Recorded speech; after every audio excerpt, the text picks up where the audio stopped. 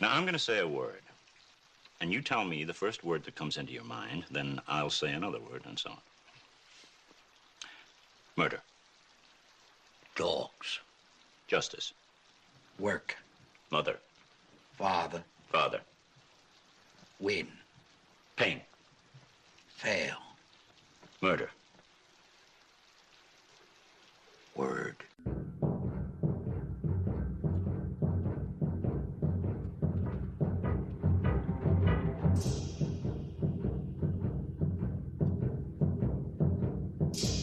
Greetings, Columbo fans. Welcome to the third episode of this season.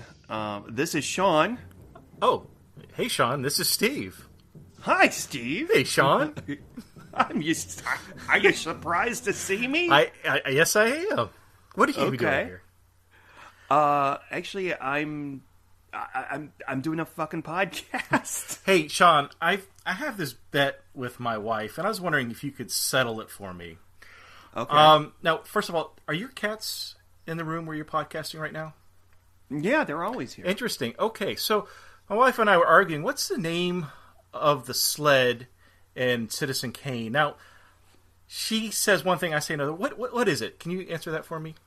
Oh, that's easy, Steve. It's right over there in your study. It's Rosebud. Oh, I'm sorry. Could you say it louder and more into the microphone? Rosebud.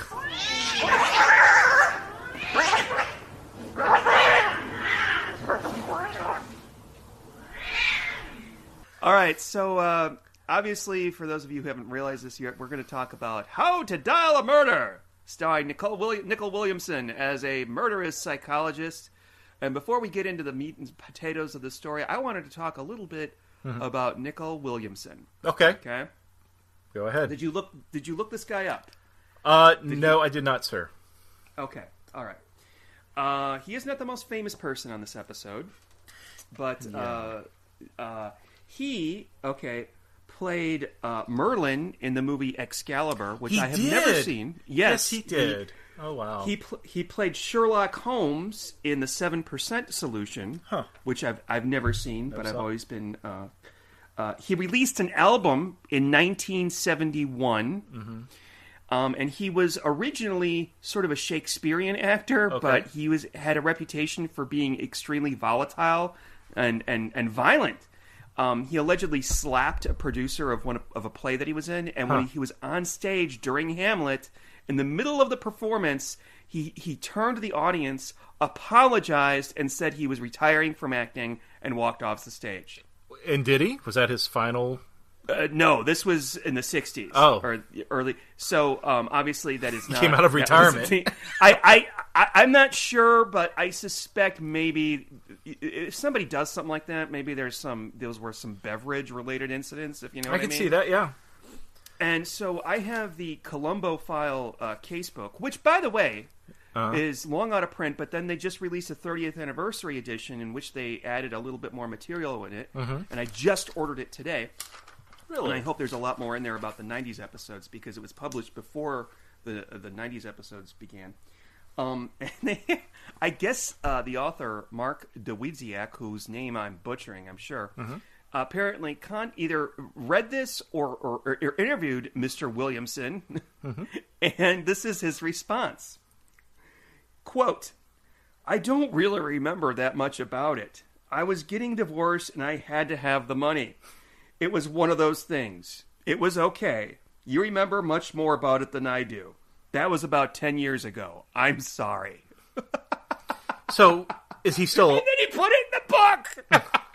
Is he still alive? He died in 2011. And I remember when he died because I was like, oh, that's that guy from the episode of Columbo with the dogs. Which, is really funny. This guy probably wants to be remembered as a Shakespearean actor when this may be the most popular thing he's been in other than Excalibur. So I would imagine Excalibur, yeah, because that's the only other thing I actually remember him from. I mean, I'm sure I've seen him in other things, and he does look familiar. But prior to you telling me about Excalibur, I cannot think of anything else off the top of my head. From what I read about him, he just sounds like a jerk. which is interesting because he plays a real asshole in this story. But let's get to the story. Oh, yeah. Okay, yeah. So we start off with, at the very beginning, I guess the setup to how the murder is going to be done.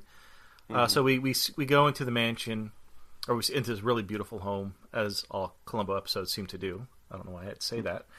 But we see these two Doberman Pinschers, which we find out later their names are Laurel and Hardy.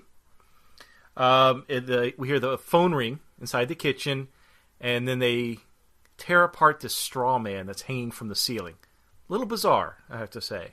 While you're hearing Rosebud. Yeah, Rosebud, it's kind of creepy. It's kind of creepy. Right. So we jump then to, I guess, the next morning where we meet Dr. Eric Mason. He's a psychologist who works at an institute, as they all do, I guess. And he's giving a lecture on the power of words. How exciting. Yeah. Wow. And it's funny because Sign me up. I noticed one, it reminded me of my college lectures back in the day, how boring they were, and how excited he was as a lecturer, Dr. Eric Mason. And he was complaining, and one of the first things I noticed too was like, wow, that's a really very limited amount of people in that auditorium. Not that many people showed up, which I'm sure he wasn't happy about. Yeah, because he even kind of makes a little sly, passive-aggressive remark about, if I wanted to fill this, I could have, and made an extra $100,000 or whatever. So, it's such a shitty thing to say. It's such a shitty, stupid, not stupid, but just, right. I don't know, when I think about it. So, yeah, and I think it's so funny. He even tells people to spread apart. And I like that he tells the woman sitting next to the man in the checkered suit, to spread apart. And the guy in the checkered suit, I don't know if you noticed, he looked at her, nodded at her, so she got up and moved. He wasn't moving. God, what a douchebag. Yeah. And he's got these dogs everywhere that go everywhere with him, and I can't help but think, can you do that? I mean, I see people. I would love to have dogs that would do that. You could walk around and, yeah. But that's a liability. You can't have your dogs not on a leash. Right. And they're Doberman Pinschers, which at one time, like every decade has like a bad dog. Like one decade it was Doberman Pinschers. Then everybody thought that German Shepherds were evil. And then it was, Pit bulls. Now we're on Pit Bulls are evil. No, now it's Chihuahuas. Chihuahuas, well, they're kind of evil. Yeah, they are. No, they could be really mean. They actually are. I say that in jest, but Chihuahuas have a big attitude for such a little dog. And they're very difficult to train. Oh, apparently, really? From what I understand, yeah. Huh. Yeah, I had some friends that had one. But I love the fact that he puts little bandanas on his doggies, which is really adorable and cute. I like that, too. But, yeah, so Dr. Mason, he's done with his lecture, and he's going to go to lunch while the students or the audience, I don't know what they are, they're going to stay and do an activity together. Did he say he was going to enjoy a nice big steak or something like that? I don't remember. I'm going to go have lunch. Yeah. Yeah. And so we're also introduced to Charlie. Now, Charlie seems to be helping him maybe as an assistant, but it's also his best friend. And we find out later slept with his wife, Lorraine. So he tells Charlie, I've got a doctor's appointment today, but why don't you go back to the house and play some tennis?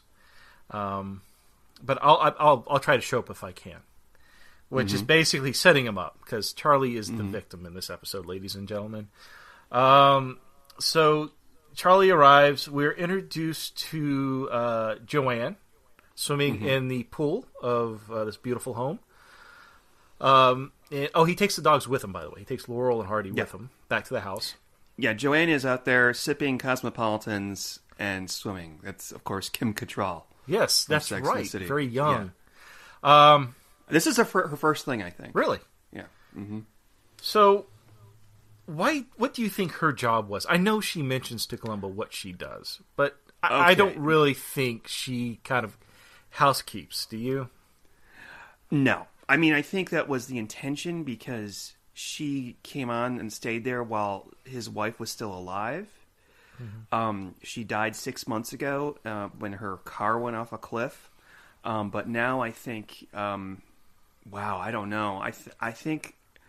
I really think that she's just there for his psychological pleasure. Yeah, he's I think he's training her too, like he does the dogs. Yeah, that's a really good point. It's a really just fucking creepy relationship. And I think we'll talk about it a little bit later when we get to the scenes between him and her that are strangely, I don't know. So, but what happens? Poor Charlie. He's playing tennis alone. I'm not. What?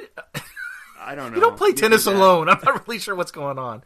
But cheer up, Charlie. Yeah, you'll have some friends. Okay. But here's the phone ring in the kitchen, so he goes to answer. Now we find out later this is a cue for the dogs to go into the kitchen as well. But Charlie doesn't pick up on this, right? I'm sorry, Dr. Mason is the one on the other end. He's calling from his prostate exam. His doctor leaves him alone for a little bit while he's got him hooked up to some kind of EKG thing. And Mason asks Charlie, says, hey, I've got a bet with his doctor on what's the name of that slut? Well, the thing joke we did earlier. And the kill word, which we find out, for the dogs is rosebud. And the dogs lose their shit and attack poor Charlie and maul him to death. Yeah. Okay, I got a question for you, Steve. Because this is sort of oh, he's got a bar outside. I'm sorry. This sort of reminds me of the Matter of Honor episode in which the murder weapon was an animal, the bull, like a knife or a gun. Would you rather get mauled by a bull or torn apart by two dogs? I think I'd take the bull. Yeah, me too. Because that two dogs, they're going to take their time. They don't, the bull will just hit you once and you'll be thrown through the air and either killed or knocked unconscious. But I wouldn't want either. For the record, neither. But I mean, of course. But you got to pick one. In the news tomorrow, Steve dies from a bull attack. Yeah, do you know? Yeah, it'll just say Steve dies. Yeah, that's all it'll say. Steve who? The last name.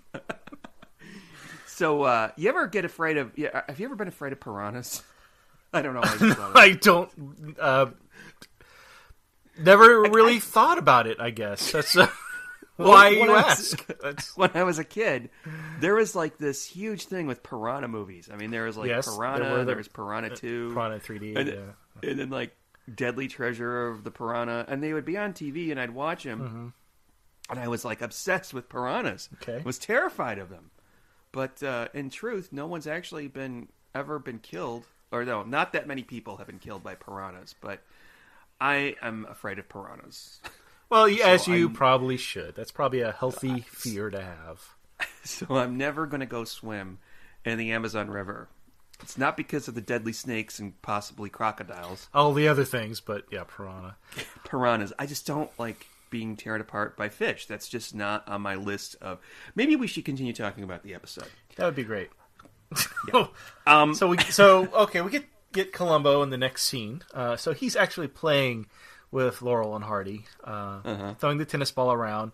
And I guess he was responsible for collecting the dogs or getting the dogs to the animal control people, because we find out a little bit later that the kitchen is a mess. So I don't want to go in there to see what the dogs have done. Which makes it all the more difficult because the kitchen is also carpeted. I don't know if you noticed that. Yes, I did. And whoever cleaned it up did an excellent job. Yes. Yeah.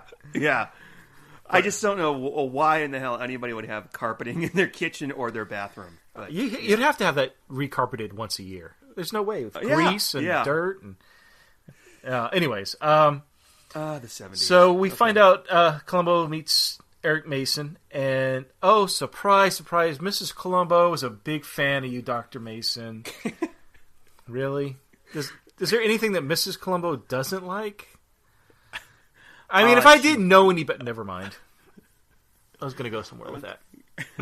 But I'm going to go back to the bar. There is a nice bar set up outside, not by the pool, but there's like a terrace with some waterproof furniture and like 6 or 7 bottles of different kinds of booze.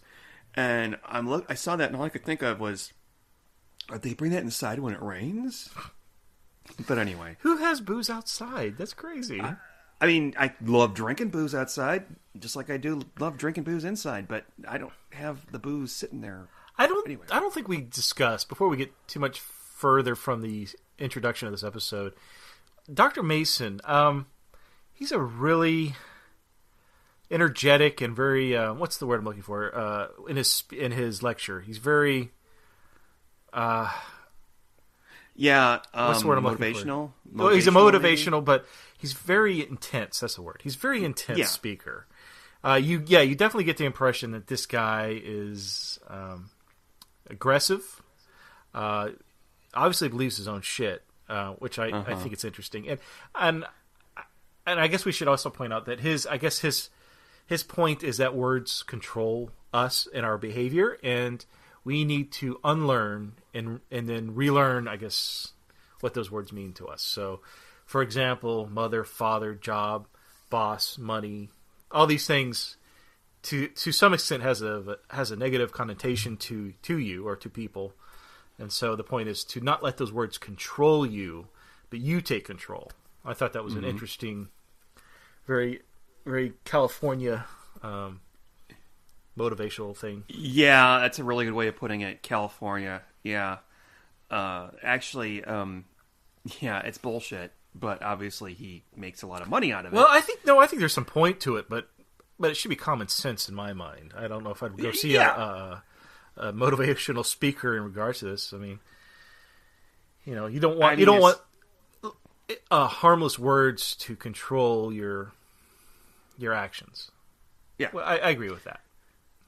But I mean, normal people don't go into a huge panic attack, say, when someone mentions piranhas. Yeah. I'm not... So, for example, Sean, his safety word is piranha.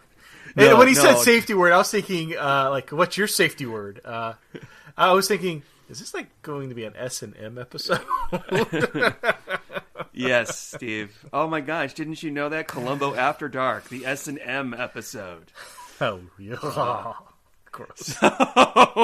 So, he brings Columbo to his study, which he's very and rightfully so. I thought it was really neat. Yeah, he had like an old Nickelodeon. He had old like theater lights. It was a big W.C. Fields fan, so he had like props from his movies, props from the movie Citizen Kane, which we discussed. He has the sled, Rosebud, from which to me always looks like a Ouija board thing. A planchet. Yeah, planchet. There you go. Because it's got the hole in the middle, or it's got the not a hole. It's got the rosebud and a picture of a rosebud in the middle. But to me, it looks like a hole. And anyway. So I had to look this up. Do you know who currently owns the real Rosebud sled? No idea. Steven Spielberg. Really? It was originally owned by a screenwriter whose name I did not write down, Herker Hakowitz, something like that. And after he died, it went up for auction. So Spielberg won it after Mason went to jail at the end of this one. Interesting. Well, Steve, Mason doesn't exist in real life, so I'm sorry. But Steven Spielberg. I should have said spoilers, by the way. Dr. Mason does go to jail. But Spielberg, huh? Well, I've got a little trivia for you, Columbo trivia about Steven Spielberg. Okay, all right. Maybe I haven't heard this one. I'll hold on. Did you know that he directed the very first episode of Columbo? Bet you didn't know that. Really? Yes. Oh, my God. Ah! Mind blown. But technically, it's not the first episode. There's 2 more before that, but those really weren't episodes. They were TV pilots. But yeah, okay. It's so funny. I was listening to another podcast called Monster Party, and they were talking about Joan Crawford, and she was in an episode of Night Gallery, directed by Steven Spielberg. And of course, after that, they mentioned he went on to direct the first episode of Columbo. And the other 3 or 4 guys that were on the podcast are like, What? He did? Really? Yeah, that fact never ceases to amaze people. So, even though it's pretty innocuous. Yeah. I'm sorry. The phone. We should talk about the old-timey phone. Yeah, so he has one of these old-fashioned phones where you pick up like the little plastic receiver and you stick it to your ear. Not the full like horseshoe shape, but what goes to your ear, and then you speak into a little a piece that's in the phone itself.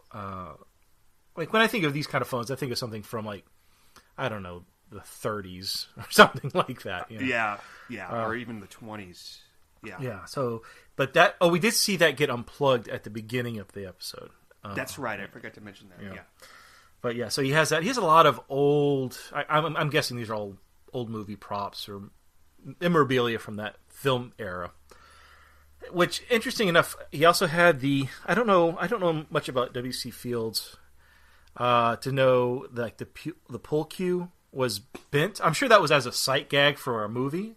I could totally see that. I could see like Buster Keaton like using something like that. Yeah. So I don't know if that's an actual. I'm sure it is. By the way, have you ever seen a W.C. Fields movie?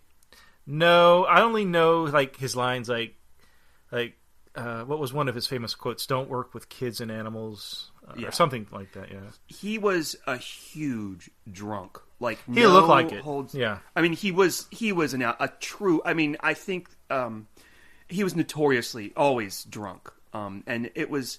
The drunkenness was part of his comedy. Mm-hmm. There's a movie that he did that was really funny. Like he wasn't acting. Is what you're saying? Exactly. There was a movie that was called The Bank Dick, where he played a wait, what? The Bank what? The Bank Dick. Yeah, that's what I thought you The said. actual name of the movie. And is it spelled D-I-C-K? Yeah. Well, Dick back then meant also like detective. So he was like a bank detective. Oh, I see. And I remember my favorite line ever is. He's in the bank as dressed as like a security guard, and this little boy comes in with his mom, and he's got like a cowboy like fake toy gun. Mm-hmm. And W.C. Fields goes, "Ma'am, is that gun loaded?" And she says, "No, but you are." Anyway, I keep going on. See, this is why people either hate us or love us, is that we go on these little bunny trails about little fun facts. And you know what? If that doesn't appeal to you, then just... I've had a little bit too much to drink already. Okay. You're loaded too. Tell us about the phone clue, because it's the first big clue. Right. So we found out, the phone is not connected. We also find out, we go into the kitchen, I think. Do we go in the kitchen? No, he plugs the phone in this study, and we find out there's different tones. Now, I'm sure for a lot of people that are younger, they are not aware of these tones. That when you would pick up, you would hear a consistent hum sound that would let you know that the line is live, and so you could start dialing. Yeah, I think they still have it on landlines. Do they? I'm sure. I have no idea. But there were other lines too. Like there was a busy signal. There was one. There were multiple tones for different reasons. Mm-hmm. Now the ones that were discussed in this, I didn't know about. So if you were to pick up a phone. And not return the phone to the receiver or the thing that hangs it up, it does a fast-paced tone, as opposed to if you just pick it up and drop it. So there's different tones depending, I guess, on the situation, which I had no idea. I didn't know that at all. Yeah. Did you know that? I didn't know that until I saw this episode for the first time. So if you receive a call and don't hang up, that you get something completely different than if you were about to make a call and don't hang up.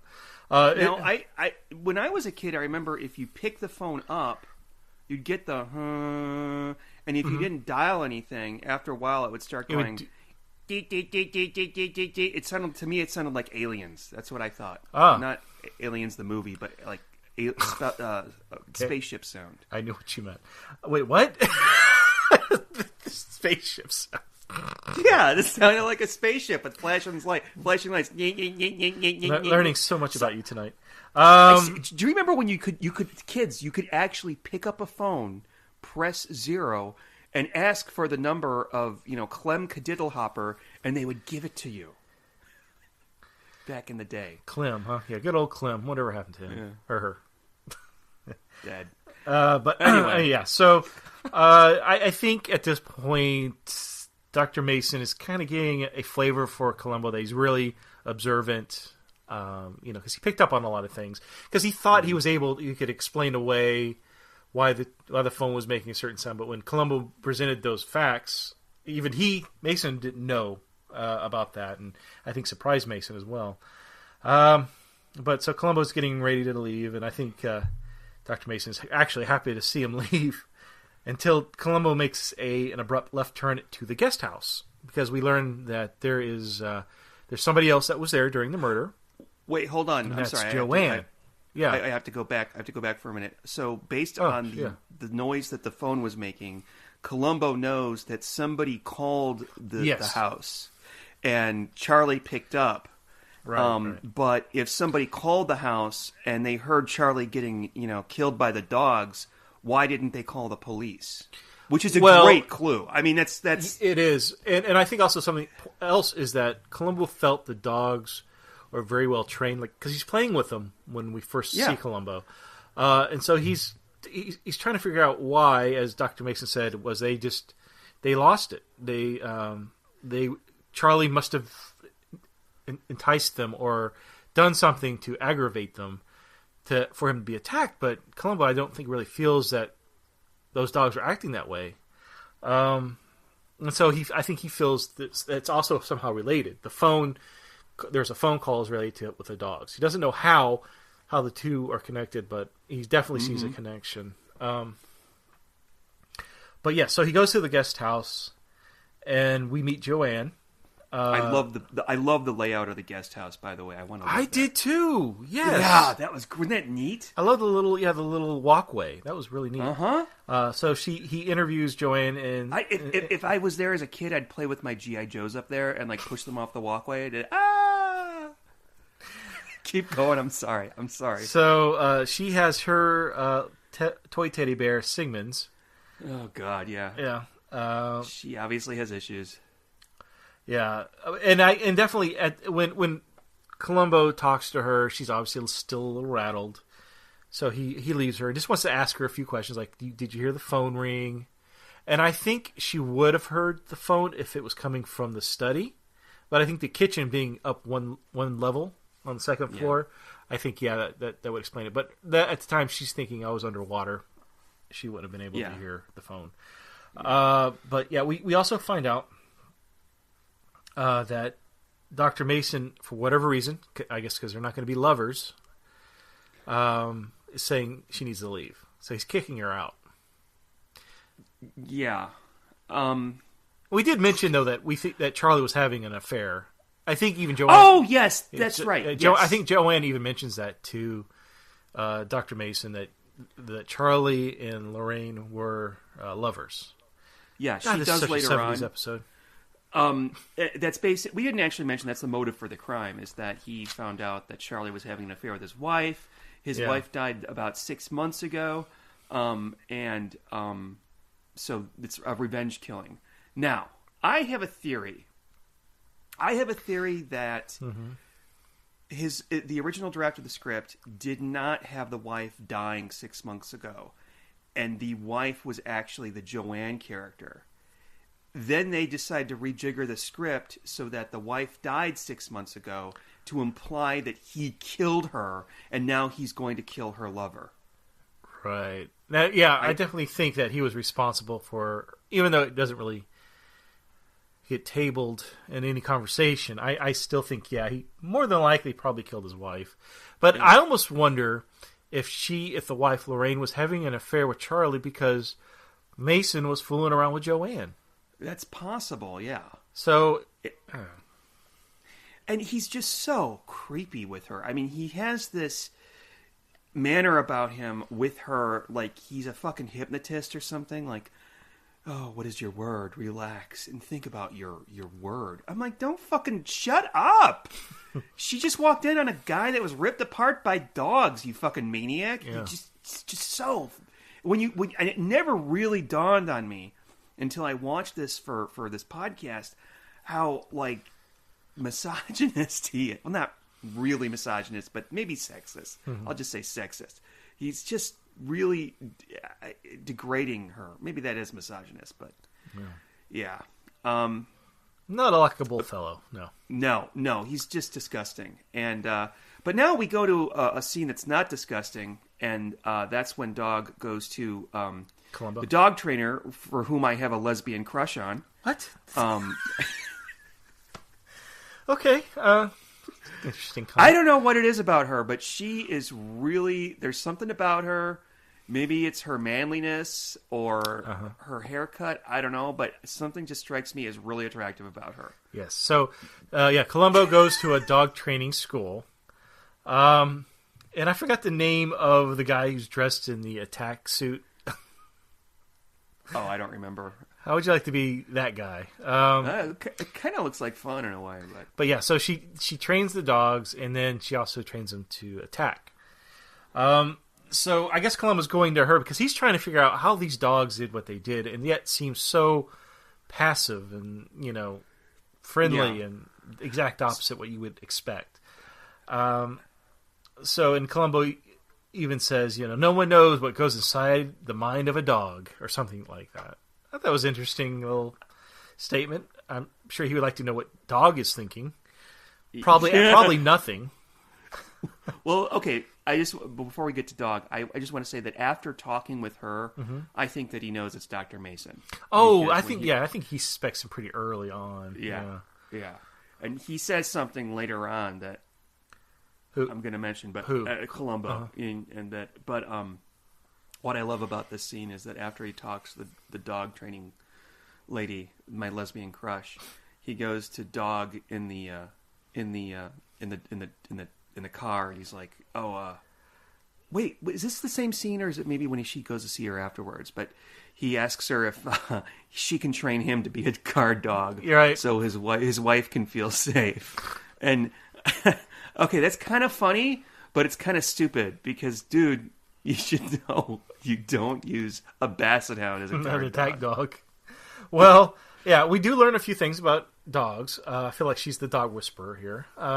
So if a dog were to attack, she called it reverting. So if and it's called that because the dog reverts back to the wolf state, and when they get reverted, they don't come back. That's why you have to put them down. Which is a fight that Columbo has to have to keep the Dobermans alive. But yeah, so we find out. So he doesn't understand how those dogs go from this, but they didn't revert. And then he sees I forgot the name of the German Shepherd. I don't remember. But the guy's in this attack suit, this big padded, I don't even know it's not pillows, but it's some kind of protective. Something. Yeah. And she says that the kill word, which is kiss. Well, who the fuck would use that? Wouldn't you go up to a dog and go, "Oh, give me a kiss"? Wouldn't you say? I mean, that's something you. Oh yeah, that's really as you lean forward towards their face. Isn't that? I mean, that's just the worst. Why would you do that? Anyways, I would make my attack word something that no one else would ever say. Maybe Colin Baker. Okay. Colin Baker. It's 2 words. It's okay. That's 2 words. Okay, Moffat. My kill word would be Moffat. That would be a great one. Yes. Anyways, so Columbo's like, "What was that? What you said a word? What was that?" And then that's where he learns that there's such a thing as a kill word for animals, and you can train them to learn any word. And so now Columbo is on a quest to figure out what that word is because he's pretty sure that's what happened. Excuse me, I got the hiccups. But yeah, so I don't know. Okay, no, I'll take it from here. Okay, so I've got a question. Yes. Oh, actually, not a question, but just a point. I just have to say. Here, let me grab a pencil. I'm going to make a point. Okay, so the judge, whom he names Judge Meltzer, which is really kind of cute. But he says that the judge signed an order to basically destroy the dogs, to kill the dogs. Right. Columbo does not want to kill the dogs. And it immediately occurred to me, don't the dogs have an attorney that's fighting for them? Now, if you think that's funny, there are actually, or there were at one time, people that acted as attorneys for animals back in like medieval times. Like if in Paris there was a town that had a blight of rats, and they had an attorney represent the rats. But I was just going to bring up this funny story. This is ridiculous. I've never, ever heard of that. Okay. Okay. So in recent times, we're talking about in the last year or two, there was a photographer. He's a professional photographer. He was out in the jungle. Yes, okay. You've heard of this? Okay, this is for people that have... Is it the monkey that takes the pictures? Yeah, okay. Yeah. I couldn't fucking believe this. This actually made me angry. So this guy's out in the jungle taking pictures of monkeys. Mm-hmm. He's like a National Geographic type photographer, and I think he puts his camera down, and what's really cute is there's this monkey. She comes up to the camera, and she sees her reflection in the lens, and she ends up taking like a bunch of selfies. I mean, they're not selfies in the traditional sense, but they're pictures that she took of herself, as some would later claim. So the photographer goes out, he becomes, kind of famous for, these pictures that were mistakenly taken. They're published. And fucking PETA turns around and on behalf of the monkey sues him for using the images that the monkey took.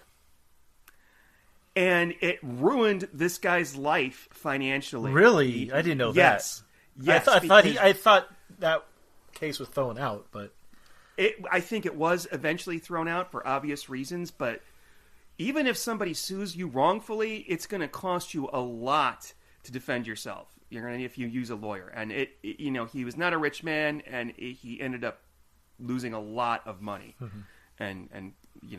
So I just heard this story. But anyway, let's talk about chocolates. Well, no. Before we get there, we are getting there. So okay. Let's go ahead and talk about where Columbo goes back to the Institute and finds Mason. And they start to have this conversation about secret words. What do words mean? And I think at this point, Columbo's fishing for that kill word. As he says, do you have a secret word?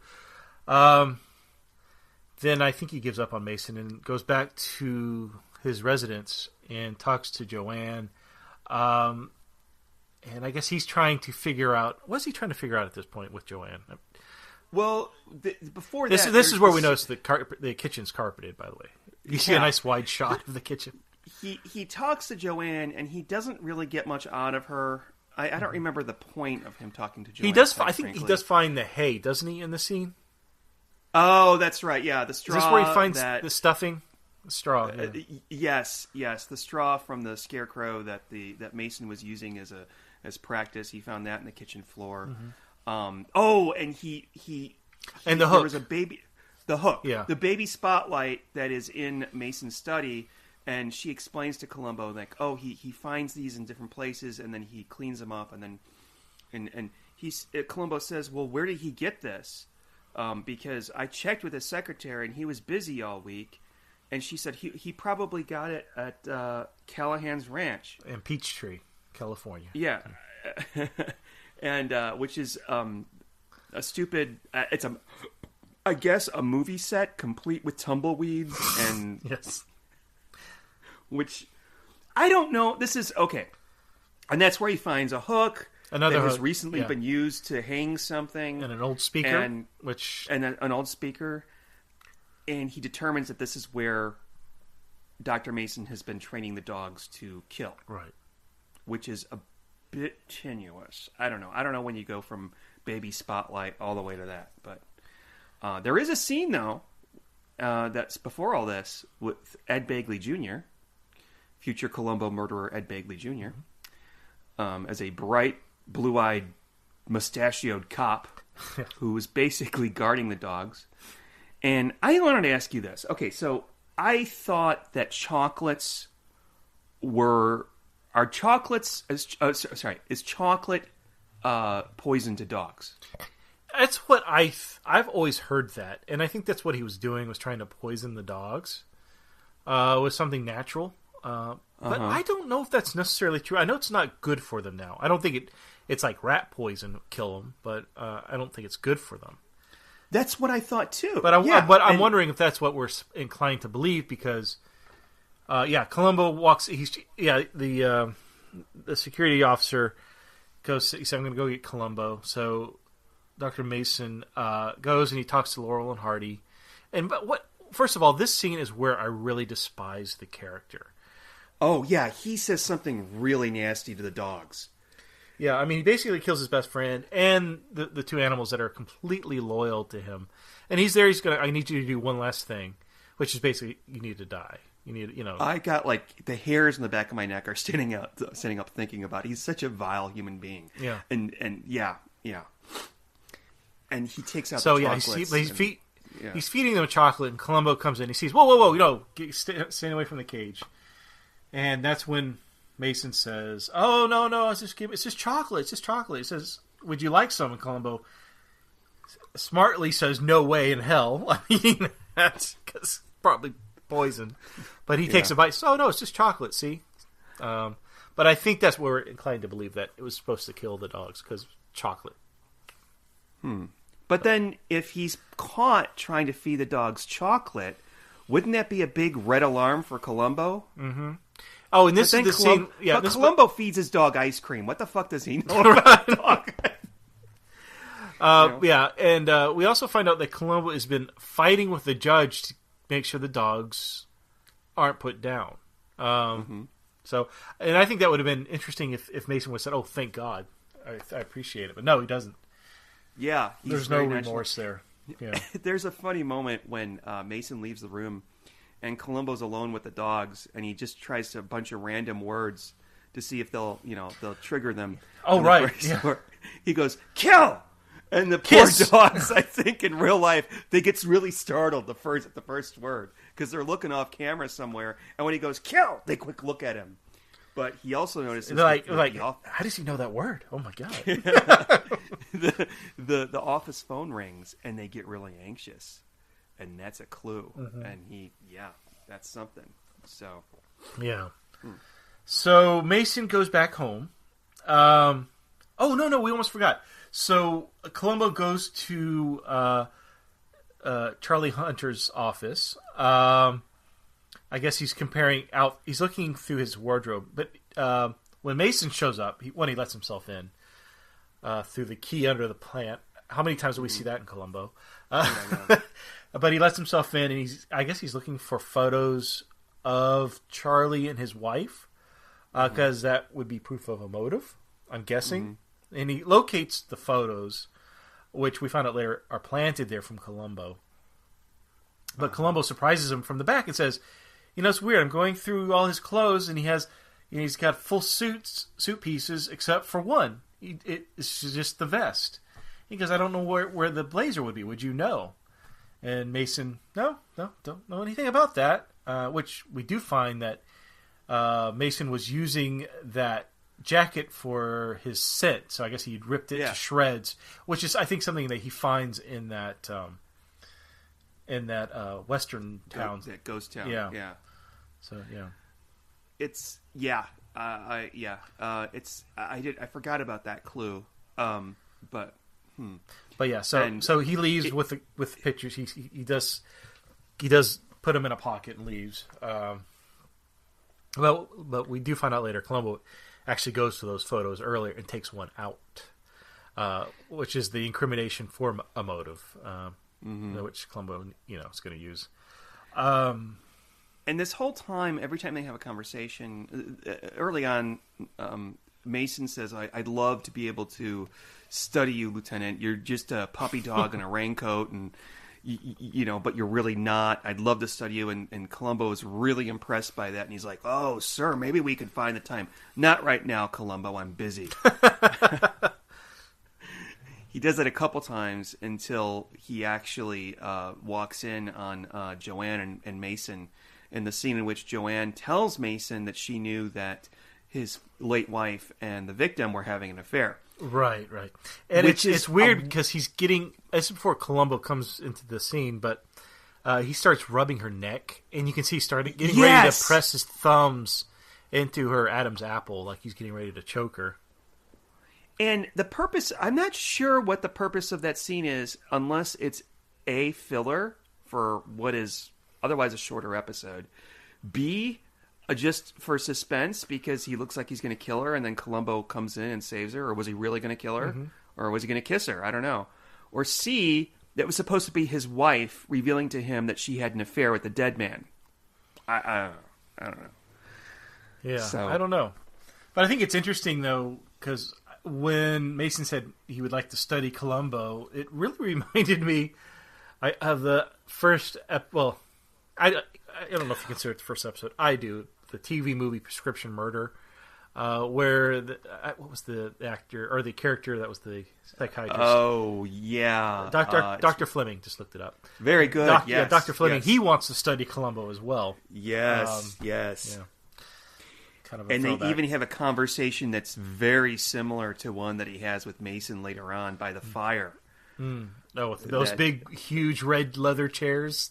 Oh, I love those. That was so cool. Wouldn't you love just to sit there and drink cognac and smoke a cigar? And oh yeah, I'd give up. I mean, I'd take up smoking cigars just so I could do that. Like like you ever seen that video of Nick Offerman just sitting by your fireside drinking scotch? I could do that. Yeah. So anyways, yeah. So Columbo interrupts the, I'm assuming, death of Joanne, which I don't know how Mason would... See, I think Joanne knows more than she's telling, and he's got to get her out. That's why he's asking her to leave. Obviously, she knows too much about the affair. He's got to get her to leave before Columbo talks anymore with her.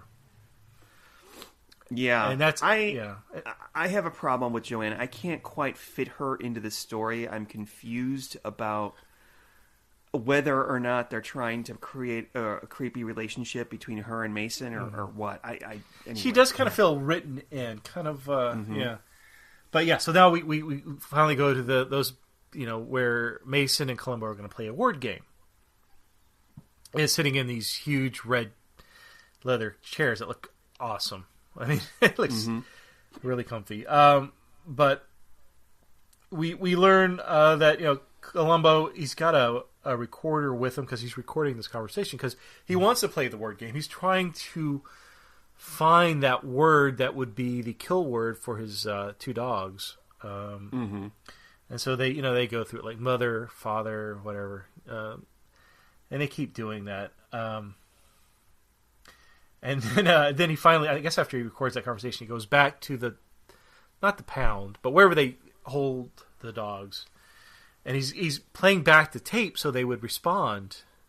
And I forgot what happens next. Columbo gets a phone call? He gets a phone call from the judge. Oh, right. He goes in the other room, leaving Ed Begley Jr. with the dogs. And all of a sudden, the dogs go ballistic, and he runs back in. And they're eating the recorder. Yeah. Yeah. They're turning that recorder. Poor Columbo. I'm sure that thing probably cost $100 in 1970 whatever money. So. Yeah. Well, yeah, he bought it back. When was the first time he used it? I think maybe Mind Over Mayhem was the first time that he used it. So he wouldn't have to use a pencil? Yeah. And he's playing it. He's what was I going to say? Oh yeah. So so he learns the word. I think so. He figures out the word. The final scene. This all comes up to the final scene, in which he shows up at Mason's house and he's like, you enjoy games, sir. I like to play a little game with you. And hold on, wait. Well, Mason comes home. And he goes into the kitchen, and that's where he sees the hanging straw body from the hook that's in the kitchen. The phone rings, and then you see Laurel and Hardy come through the dog door. So obviously Columbo's brought the dogs back home. He was able to save them, I guess, temporarily. I'm not sure. But yeah, Mason is confused, Now the dogs are at attention in front of him. And I honestly thought Columbo was going to use the word on him at some point. Yeah. Well, he does in a way. He does. This is the scene. I don't know what you would call these scenes, but he does this a lot, where Columbo actually sets up the crime for the murderer at the end to shock them. Like with I don't know. For instance, fatality, an exercise in fatality. He sets up a phone call to Milo Janis, and Milo Janis picks up the phone, and it's the dead man talking, just like he used to perpetrate the crime. There's a couple others that I can't think of, but I know they're there, and I don't remember which ones they are. But he does this a lot in various episodes. Yeah, he does. But we finally come to the conclusion. I'm waiting for you to say, wait, no, there's something else. No, let's go on. But we come to the conclusion in which Columbo is basically just going to do like he does an info dump on the doctor. And one of the clues, my favorite clue actually out of the whole thing, is the doctor's EKG. Well, right. Well, hold on. How he gets there, though, I did interrupt you. I'm sorry. He wants to play Dr. Mason a game of pool. And in each pocket is a clue. That's right. That's right. And in one of the pockets is the EKG meter that, while he's getting his prostate. He's not getting his prostate. I'm sorry, ladies and gentlemen. When you're that age, make sure you get your prostate exam at least once a year. And if you're a man, I must say, if you're a man. And if you're a man, yeah. If you're a woman, you don't have to get your prostate checked. But if you're a man... Okay. Anyway, so the clue. So the ball goes into one of the pockets, and each pocket has a clue, and one of them is the EKG meter reading, which during his rest down, he's exercising. He's got a period where he has to relax, but his heart rate picks up during the time where he's calling his friend back at the house. I guess because he's getting excited. Right. Yeah. Which, by the way, I didn't mention this, but when he actually makes the phone call and then hears Charlie, his best friend, getting attacked by dogs, he looks so happy and excited. It's just so, he actually enjoys doing this. This man has been planning this for months. Yeah. And that's the moment, and he couldn't wait for it. It's almost like he's sexually turned on by killing this man with his dogs. Yeah. But it shows on the EKG at approximately, I think it's like 310 or whenever it was. It's a good clue. It's a solid clue. Yeah. There is something that drives me crazy about this scene because they're playing pool, and out of one pocket, Columbo pulls out a tennis ball with dog tooth marks on it, and rolls it across the table to Dr. Mason and says, "Oh, I found this at the Callahan Ranch." And Dr. Mason takes the tennis ball and puts it into one of the pool pockets, the same pool pocket in which 3 minutes later he pulls out the piece of cloth from Charlie's jacket. Right. I'm like, how could he pull that out? There's a billiard ball and a tennis ball in there. Mm-hmm. So, and he does use the word rosebud with the dogs, except now, while Dr. Mason freaks out, the dogs have been retrained to give licks or give affection now when the word rosebud is used. Which he's been working with my lesbian crush dog trainer. Right, yeah. So because there's a montage of him like talking to her. We don't know what he's saying to her. He's up all night. She brings him coffee. Okay. Yeah, that was kind of weird. I don't seem to recall those kind of things in Columbo. I don't know why he had to be there while she was training the dogs. Like, I don't understand, but he explains. Oh, he also says to Mason, says, "You left enough of clues to sink a ship." Mm-hmm. I think Columbo felt this was an easy case. I was just going to say, he actually says that. He says, "This is a very easy case, sir," and for all intents and purposes, it was a very complicated crime that was complicated enough that it left a lot of clues behind. Yeah. It was kind of like that Mrs. Columbo episode that we watched a little while ago with the fucking VCR in the room, except she was, she never bothered to find it all, except that murderer was really stupid. And I apologize. I said earlier about Columbo using the word rosebud. I completely forgot. So it's actually the other way around. Columbo has all this proof, and Mason thinks he's got to get rid of Columbo. So that's when he tells the dogs Rosebud. thinking they're going to attack Columbo. But actually, what they do is they go up and they lick him in the face. Mm-hmm. That's how it happens. I'm sorry, I forgot how that ended. That's cool. That's fine. And Columbo explains, "Oh, I was playing this tape from when we were talking the other night, and then it's a voice-activated tape, and then you can hear them talking about Rosebud." Which interesting, the dogs did not react when he played the tape back, but that's okay. Well, because Columbo tastes like old cigars and stale chili. I guess I don't know. Stale chili. Okay. So, you ready to rate tonight's episode, Sean? Yes, let's rate it right after a word from our sponsors. Because I have to pee. After these messages, we'll be right back. When life becomes a battleground, your mind is your best weapon. What keeps you from using your mind's potential? What causes unexplained fears and pain? Shattered relationships, lost opportunities? Does it sometimes seem that there's a hidden enemy working against you? There is. It's called the reactive mind. It works against you in life, preventing you from using your full intelligence and ability. The reactive mind is the source of all of your unwanted emotions, self-doubt, and nightmares. There's only one way to get rid of it. Dianetics.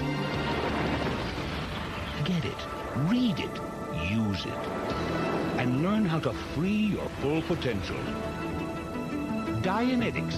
Get your copy now, wherever paperbacks are sold, or call 1-800-213-8700.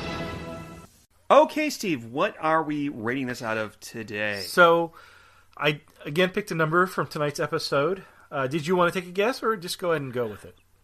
Every time I always forget to look for numbers. Okay. Well, tonight... 44. Yeah, tonight... What? 44. No. So tonight, I picked from actually at the very beginning of the episode, when Dr. Mason is doing his lecture, and he tells the students, "I'm going to lunch, but yeah, you need a countdown from 100." And so it's funny because Mason counts down with them at the very beginning, 100, 99, 98, 97, and then he leaves after 97, which I thought was hilarious. Wow, that is such an empowering thing to do, isn't it? Counting down from 100. Wow. I guess.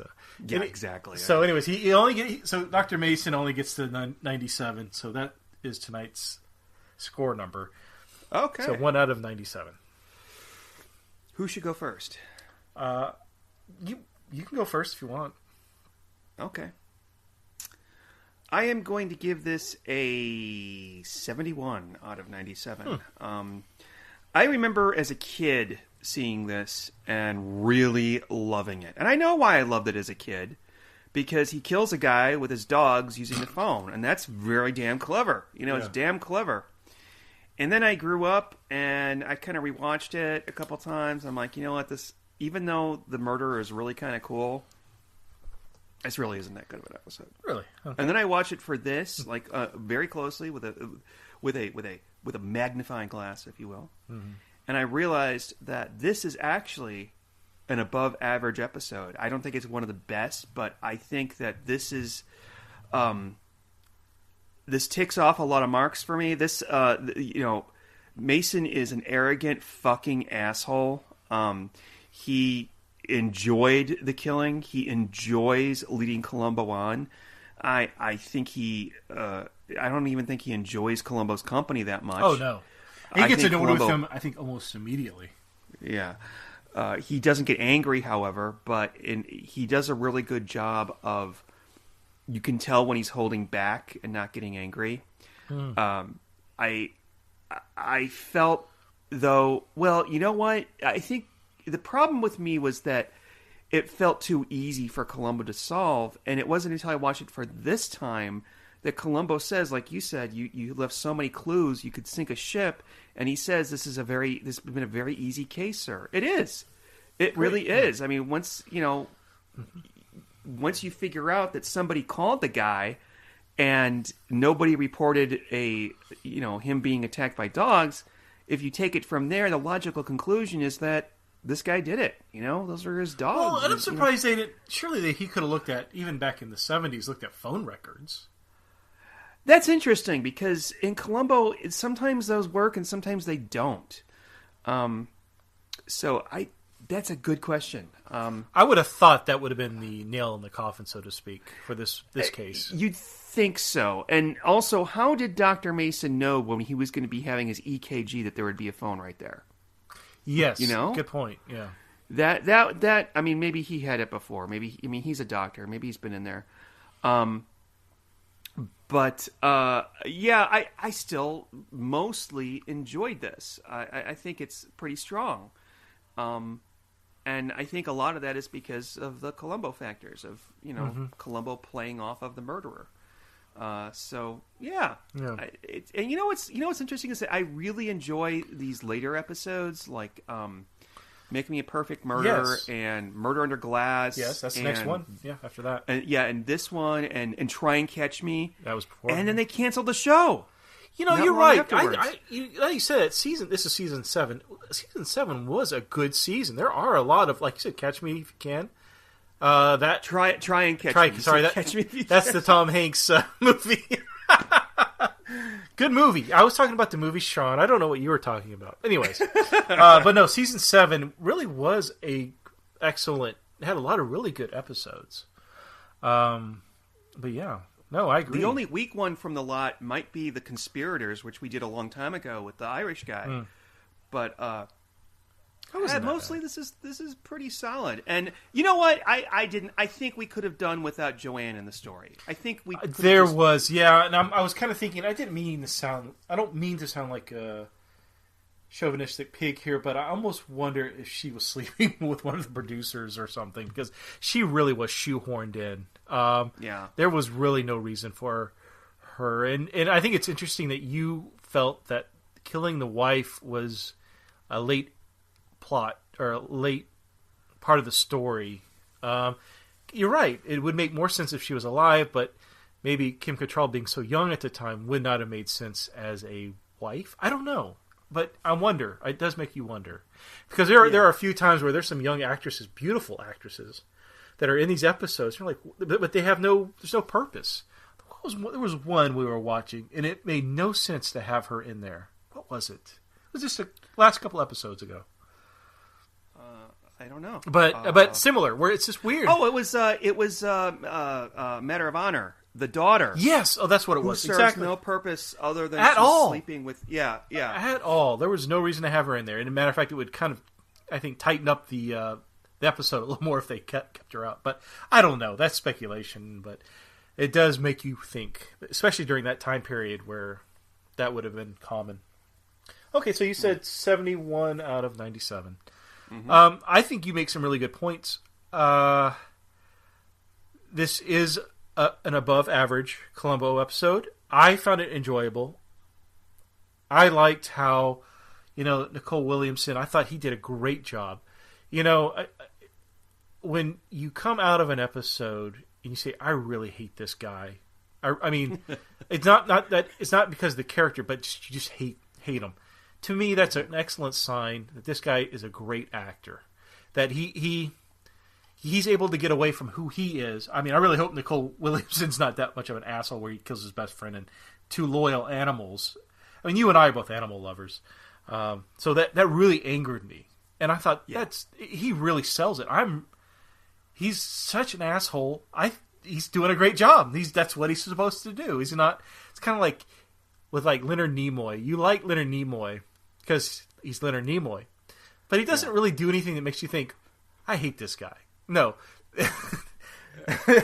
Doctor, he's an asshole to Columbo. Like, he's really smug to Columbo, but he's not like, you know what? I think this guy should get the death penalty. Yeah, no, yeah. You after you watch this episode, you want Dr. Mason to die. You don't want him to get caught. You want him to die horribly.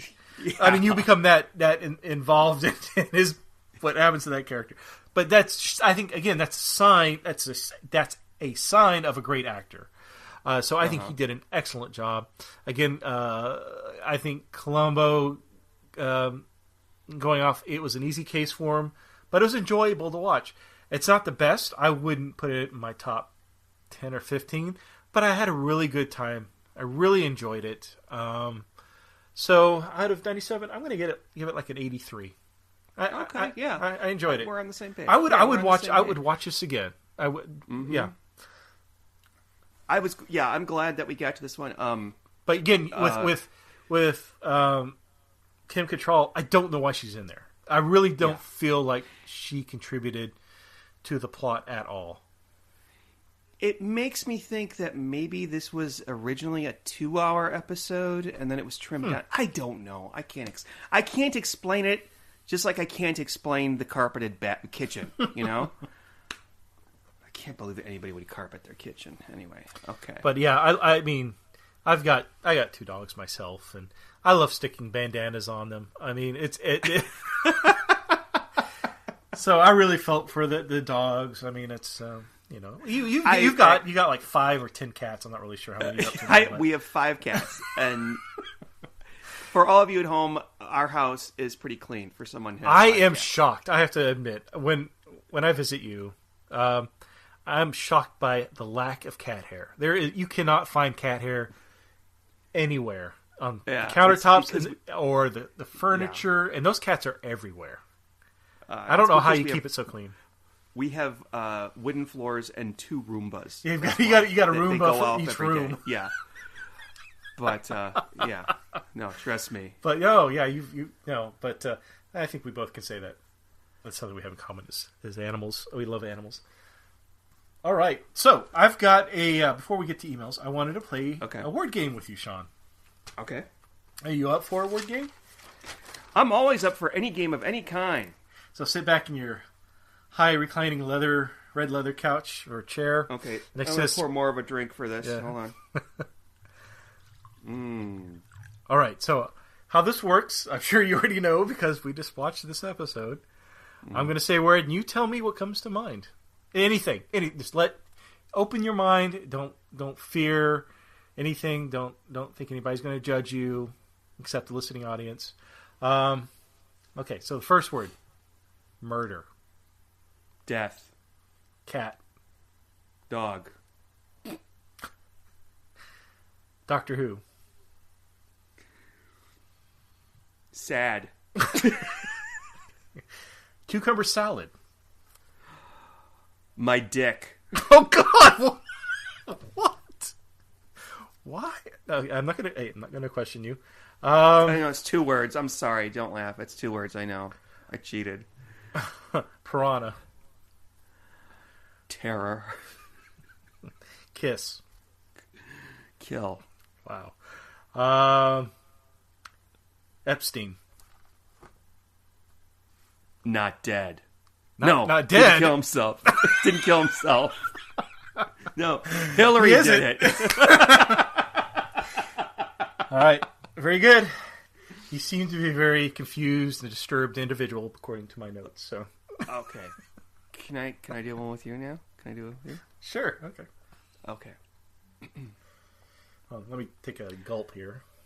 Okay. Let me know when you're ready. Mm-hmm. The. End. Harry. Bigfoot. Potter. No, that's not it. Potter.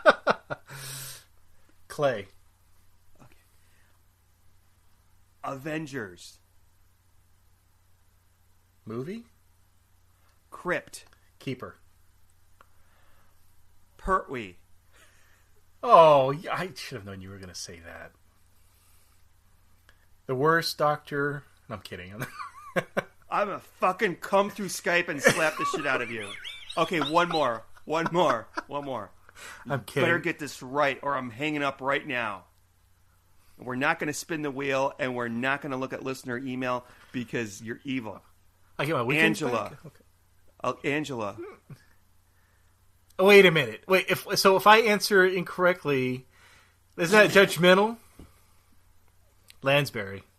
Yeah, you did it right. But if I didn't say that, what would you have done? You would have hung up, and that would be the end of the episode. And that's the end of the podcast. Uh-huh. Nobody. That's it. Sorry, people. He doesn't know. I think of So Angela Lansbury every single day. What do your notes say about my personality? My personality says that you are obsessed with cucumber salad. Love because cucumber you would salad. like to have dinner with the queen, and you are a cis, or is it a cis heterosexual white male? A what? A cyst? Cis? Is it cis or cis? I don't know. I've never heard of that. CIS. I don't know. I'm too old for this shit. Okay. It's cis is when you're like you're just one gender, like male or female, size, or maybe it's size. I don't know. Okay, boomer. I've been listening to a lot of podcasts by younger people, and I'm learning stuff like this. So, occulte veritatis, people. That's where I learned that from. All right, let's do feedback. Oh dear. Oh, okay. Wait, I just got a notification on my phone. The actor who played the guy on Deep Space Nine who was in that first Mrs. Columbo episode as her French teacher has died. No. His name is Rene Auberjonis. Yes, Rene he was. He played in Benson. Yeah. That's what I remember him from. Yeah. Wow. And there was the kid that played in Deep Space Nine who died earlier this year too. Nog or something like. Yeah. I didn't watch Deep Space Nine really, but I watched the first beginning of it. And... wow. Okay.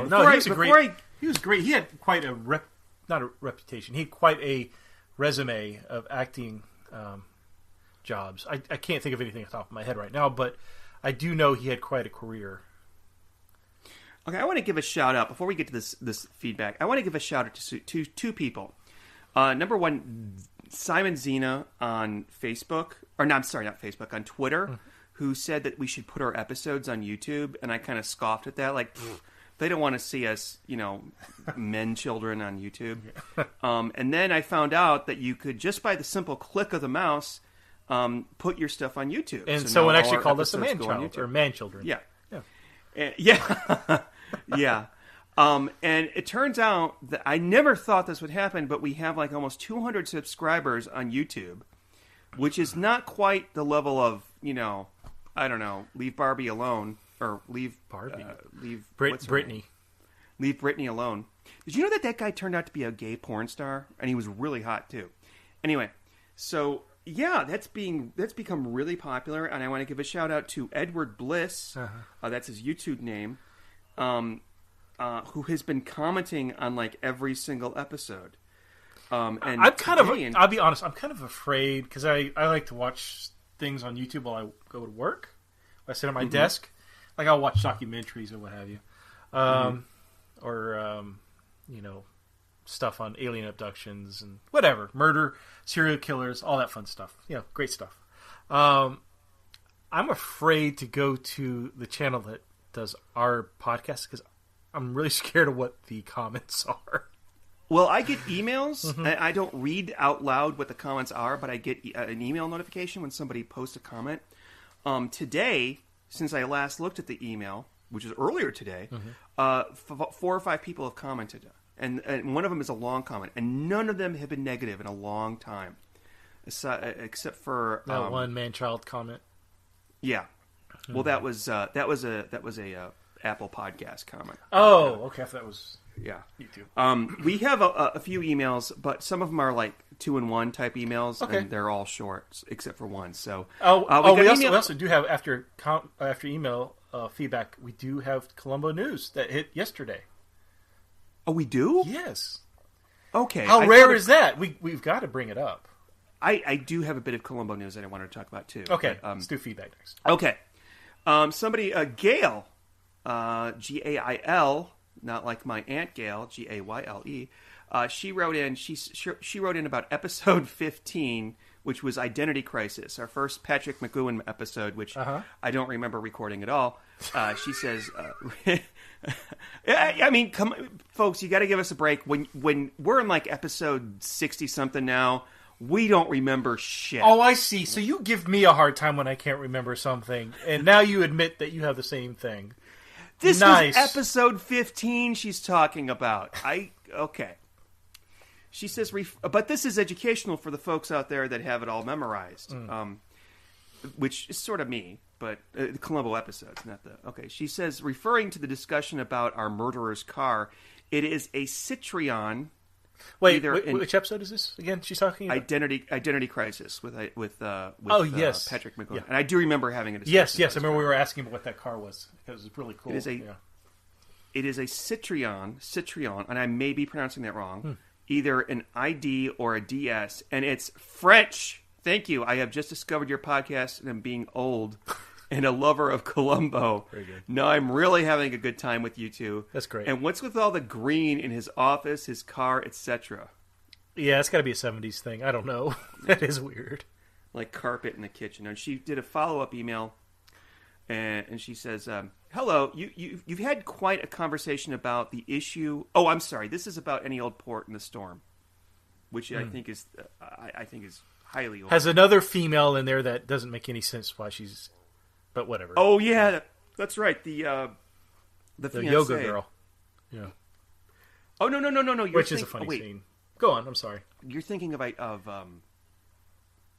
Double... Oh, I'm thinking of a Last Salute. No, I'm thinking of Commodore's Last Salute. Whatever that is. Yeah, that's right. Okay. Yeah. Wait, Any Old Port's the wine one. Yes. Yeah, with Donald Pleasance. Yes. That's an excellent... Hello. You have had quite a conversation about the issue of the connection of the body to the wine cellar. Please do not forget about the issue of the car never leaving the vineyard or being rained on. If the car had not been problematic, it would have been more of a challenge for Columbo. As always, a pleasure listening to you guys. She's referring to the fact that I'm always complaining about if that guy died in that wine cellar, it would have caused literally quite a stink. So, which it apparently didn't. But anyway. So Francis, I think it's interesting. Can I interject here? I think it's interesting in that episode and in this tonight's review, we have an individual who has something they're very proud of. So in this case, Mason had the 2 dogs, but he was willing to have those dogs destroyed for this murder. And in the case of Any Old Port, Donald Pleasance's character, I can't think of his Adrian Carcini. Carcini, yes, thank you. Yeah.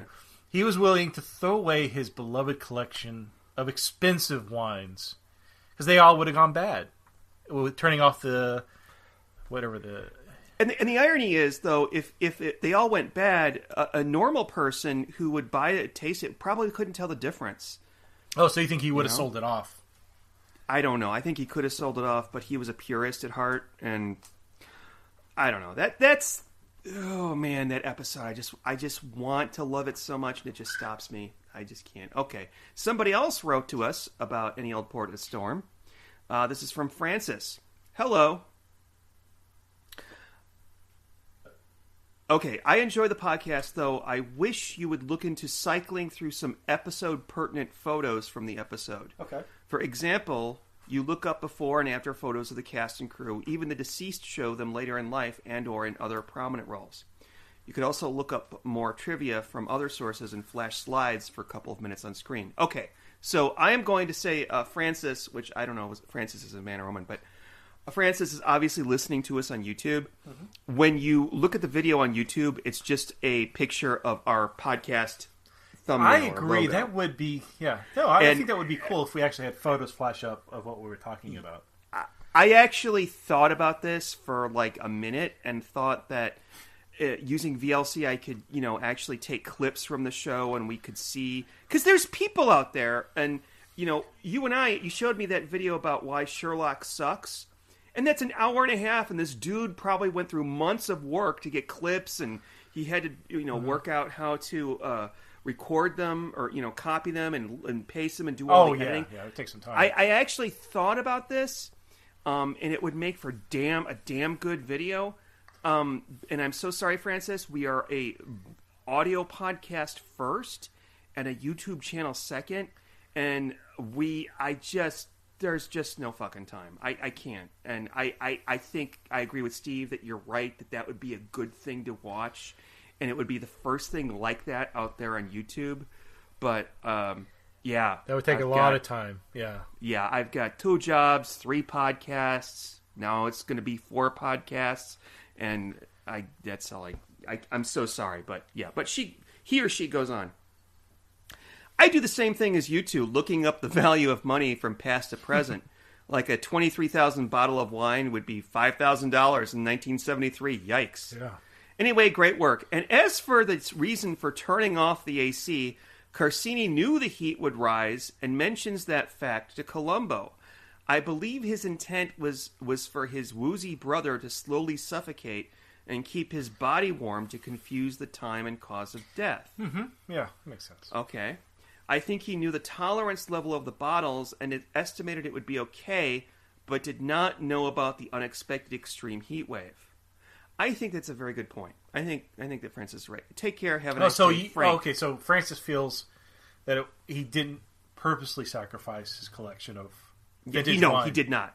No, okay. No, because he didn't know there would be a heat wave because he was in New York when his brother died. And it's signed Frank, so Francis is a he. Okay. Oh, wait, there's one more thing. Your comment about the fact he could have slowly worked the bottles back into the market and or served it to less refined palates is fantastic. Shit, I read this before, and I actually accidentally said this earlier. Never thought about that. Your initial comment, perhaps he was too rage-filled, might be spot on. Okay, well, thank you, Frank, for that. Those Marino brothers will do it to you, too. Oh, man. Frank writes back, he says, Happy Thanksgiving. I'm listening in order, so just reached number 22. I don't know what that was. If I were to open a winery, is that a thing? I don't know. Yeah, I would sell boxed wine, and it would be Marino's boxed wine. By the way, that reminds me. If you go on Etsy, mm-hmm. which I know that this is something that white middle-aged housewives do, but I'm almost. But if you go on Etsy and you type in Columbo, you will find a small myriad of interesting merchandise. Yes, like a tote bag from Greenleaf Publishing. And it's a Greenleaf. It's the logo, and it says, work with us or die, or something to that effect. And 100, and I would imagine 100% of the time of anybody that you bump into with that bag, they won't have any idea what that's referencing. And if someone does know what it is, you have to marry them. Oh, yes. No, you have to sleep with them. Yeah, okay, sleep with them. Okay, Mr. Unromantic. Okay, Frank goes on, Happy Thanksgiving. I'm listening in order, so I just reached number 22. I don't know which one that is. But in case you ever decide to revisit or edit and supplement your videos, wanted to ask you to Google the odd transfer of ownership when the L.A. Rams owner died and his wife inherited the team and moved them to St. Louis. Oh, this must be Two Birds. Yeah. You know what I mean. A bird in the hand. Tyne Daly, yeah. Yeah. Oh, she's great. She's amazing. I loved her in that one. I never even thought of her. I remember she was in Cagney and Lacey, but I had really no interest in her at all until doing this podcast. I think she's beautiful. Yeah. I love her. Me too. She's still alive? Yes, she is. She's quite alive. Yeah. She suddenly took great personal interest in the NFL and got the beep out of town. I firmly believe that the owner was inspired by that mysterious death to take control. Odd coincidences, indeed. Right.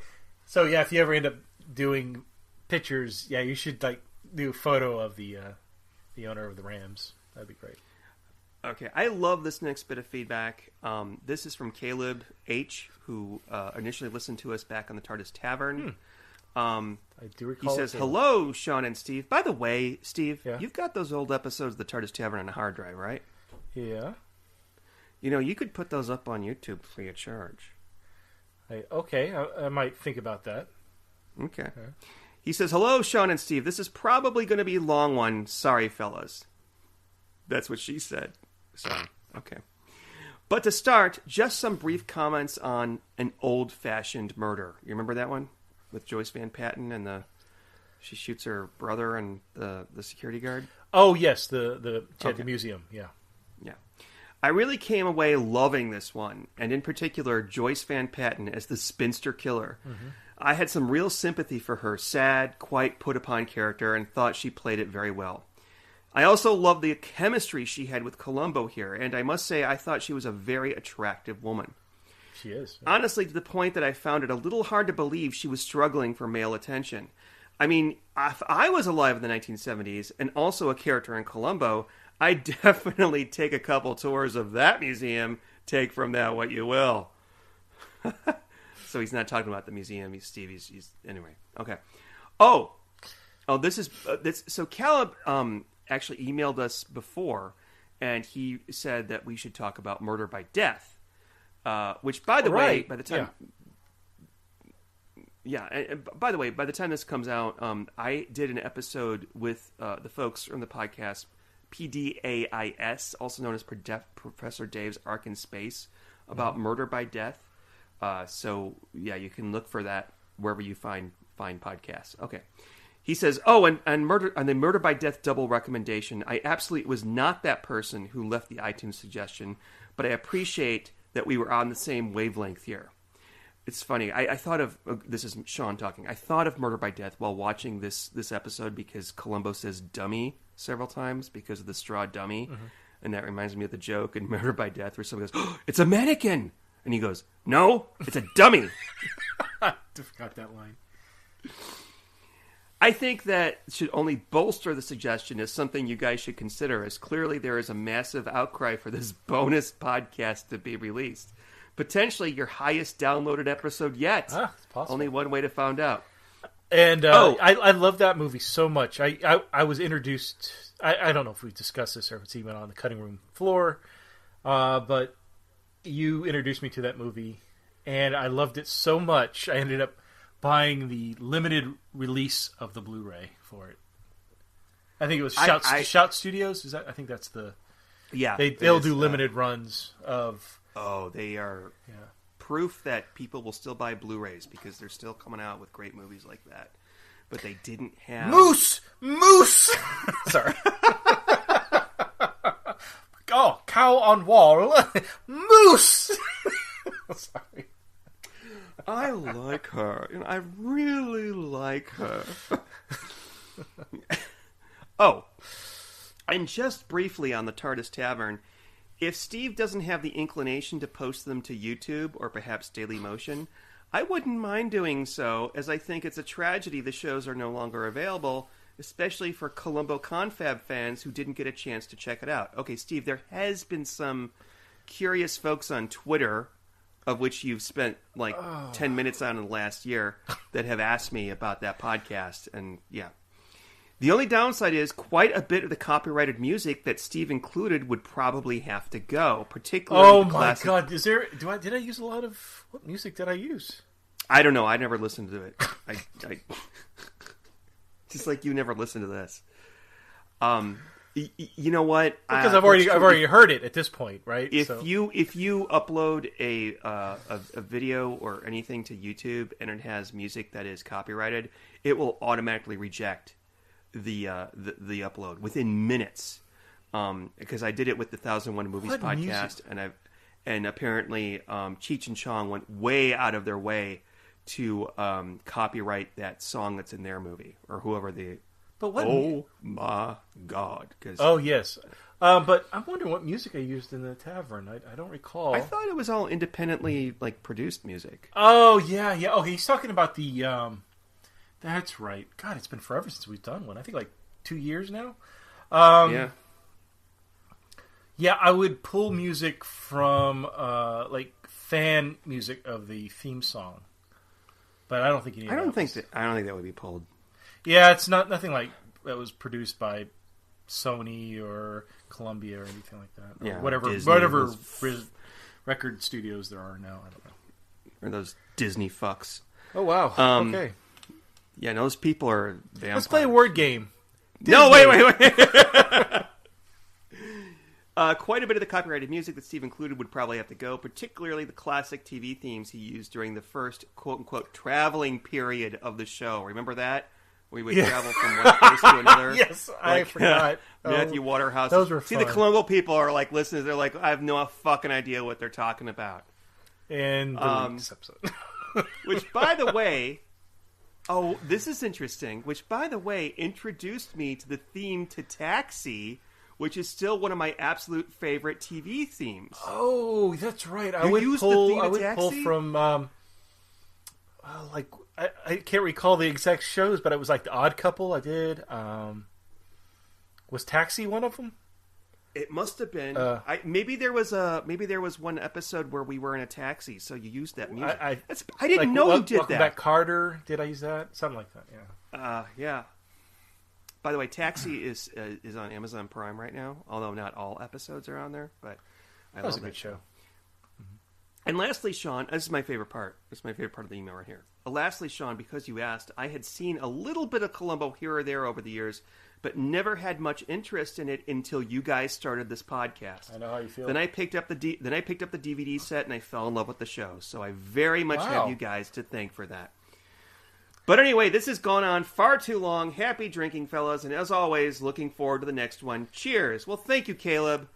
I like so that. Universal That's should awesome. write us a check for helping sell their DVD set.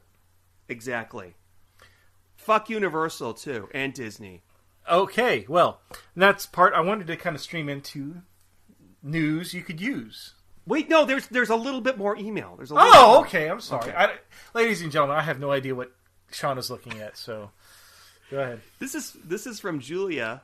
She originally wrote us back in January of 2018, according to my phone. She says, Dear Sean and Steve. See, she put my name first there. Oh, wait, I'm alphabetically from first. Longtime listener, second-time caller. The great Australian critic Clive James passed away last week, and upon reading this obituary, I was drawn to one of his jibes. His digs towards William Shatner in the fourth paragraph might make you chuckle. Okay. And this is what he said. He once dismissed a tedious public affairs program as the mental equivalent of naval fluff. He described William Shatner's acting technique in Star Trek as picked up from someone who once worked with somebody who knew Lee Strasberg's sister. Okay, never mind. Okay, so we got one more. Okay. This is from Bill. Bill, that's my dad's name, but it's not my dad writing this because this is not his last name. I'm not going to reveal his last name to maintain his anonymity, just like they do in AA. Dear Steve and Sean, I just discovered your Columbo videos on YouTube. See, another YouTube person. This is so bizarre. I don't know why the people that quote-unquote watch us on YouTube have the proclivity to email us because there's a fuck more people downloading the podcast than there are watching us on YouTube. I discovered your Columbo videos on YouTube, and I've just finished watching the one for Now You See Him. It's one of my favorite Columbo episodes. With Tom Hanks, yes. No. First of all, you're thinking of Catch Me If You Can, which is actually Try and Catch Me with Ruth Gordon. Now You See Him is the one with Jack Cassidy as the magician. Okay. When we do like a top 5 at the end, you're not even going to remember any of these. Anyway, about 5 years ago, I was watching that episode and it reminded me of something I had noticed in the scene with Santini and Jesse Jerome. Oh, yes, this is good. Okay. I was curious, so I did an internet search and discovered that Nehemiah Pearsoff was still alive and had a website where you could view and buy his paintings. I sent him an email that included my question, and I received a reply. So Nehemiah Pearsoff played the victim in Now You See Him, and he's still alive to this day. He is about 100 years. I think he's exactly 100 years old. After you're listening to your podcast, I thought you might like to see the question and his reply. Okay, this is fun. So he wrote to Pearsoff, Dear Mr. Pearsoff, many years ago I was watching the Columbo episode Now You See Him, and I caught something very subtle that the character Santini does that I believe gives insight into what a cold-hearted person he actually is. After your character Jesse Jerome brings up his identity as Sergeant Mueller of the SS, Santini says that he was only 21, merely a boy. Jerome counters with, No one in the SS was merely a boy, Mueller. No one in the camps was just a boy, unless he was being taken into the oven. At which point Santini... That was a great line, by the way. Yeah. At which point Santini holds up his lighter, lights it with a slight smile on his face, and then blows out the flame.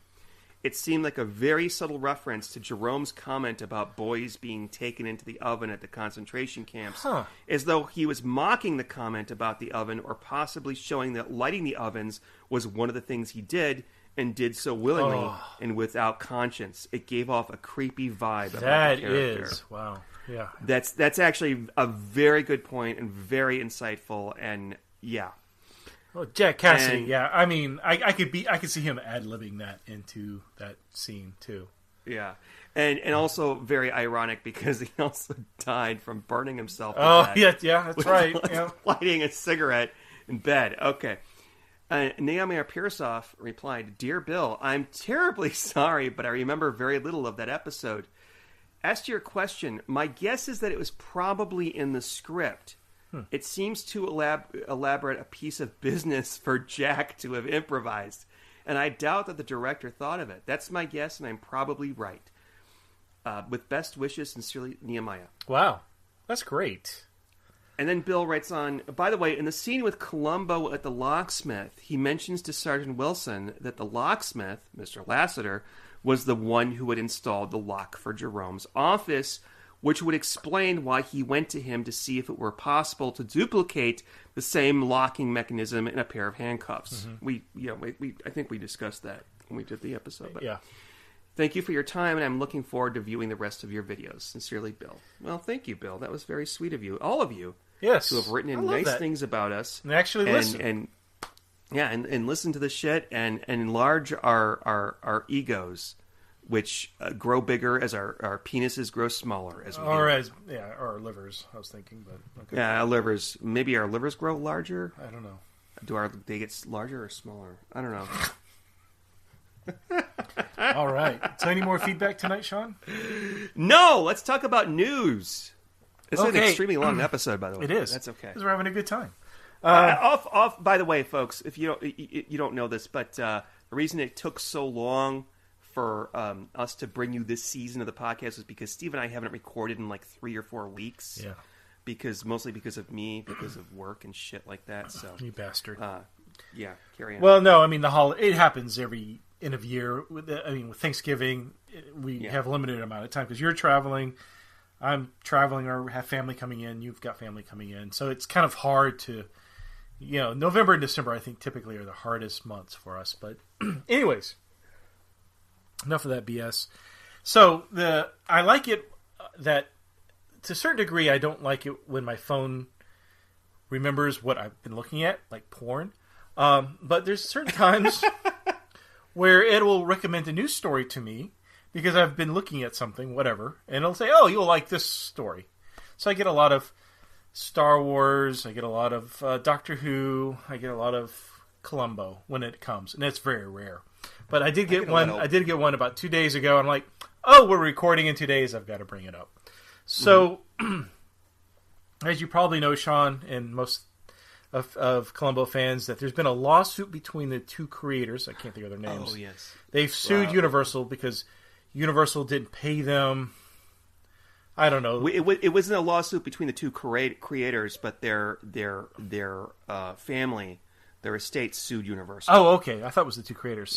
Yeah. So they sued Universal, and I say this because I worked for that company for many years. They're cheap. And it didn't surprise me that they would take the low ground in this case. But there was a ruling that Universal owed X amount of money. I can't remember. But now, 2 days ago, it appears that Universal has paid off the judge, and he's reversed that. And so... No. Okay.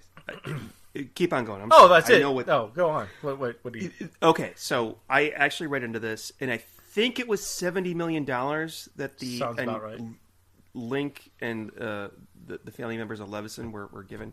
Mm-hmm. And then Universal tried to appeal it and succeeded because the jury was apparently given the wrong definition of a term that was in the jury instructions. Uh-huh. And for that reason, it's not that they lost, but now it's going to go back from the Court of Appeals to the trial court, and they'll probably have to fucking do it all over again. Okay? That doesn't mean that they've lost. They just have to fight harder. And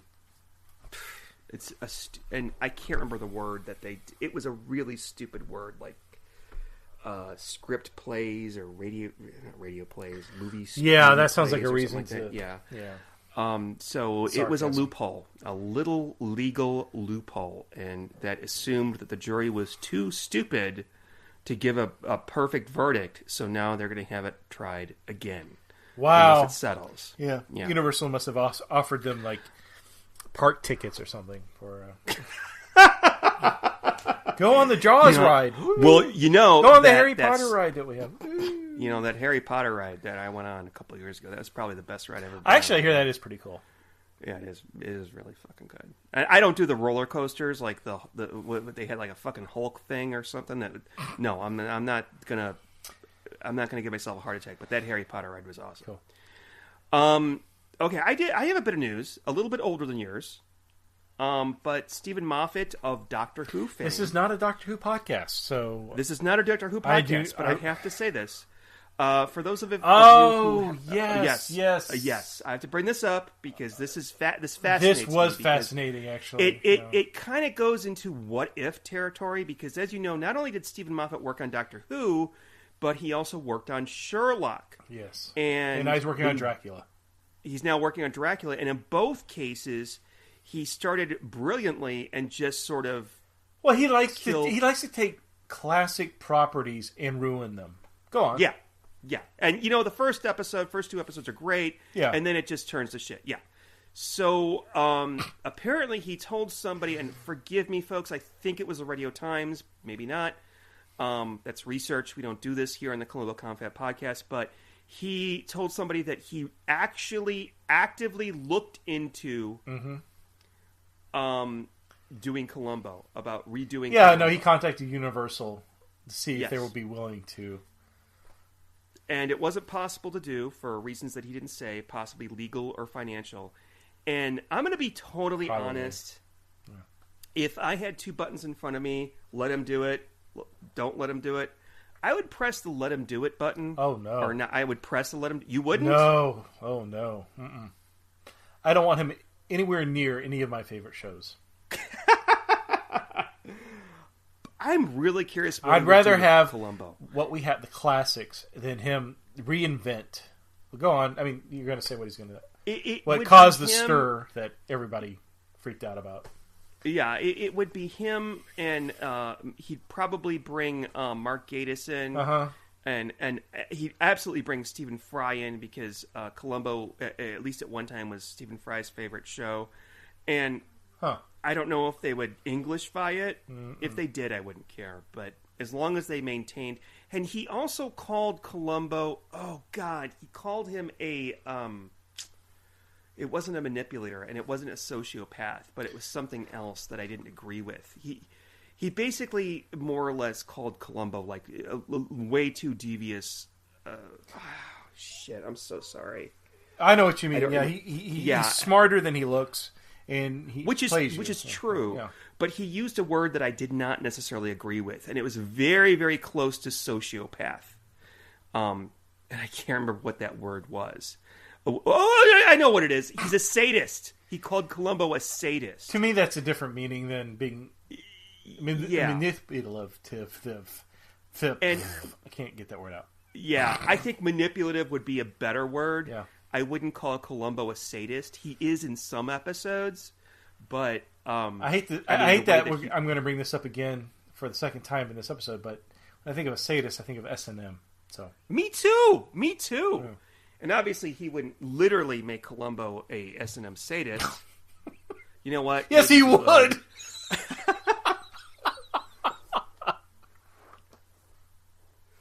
But, I did not like that interpretation, so I'm kind of relieved that he didn't get the green light on that. Well, no, he said he would change it. He would make certain changes that made me feel... I can't remember what it was, but there was something in an interview that really bothered me, that he would rewrite or redo something.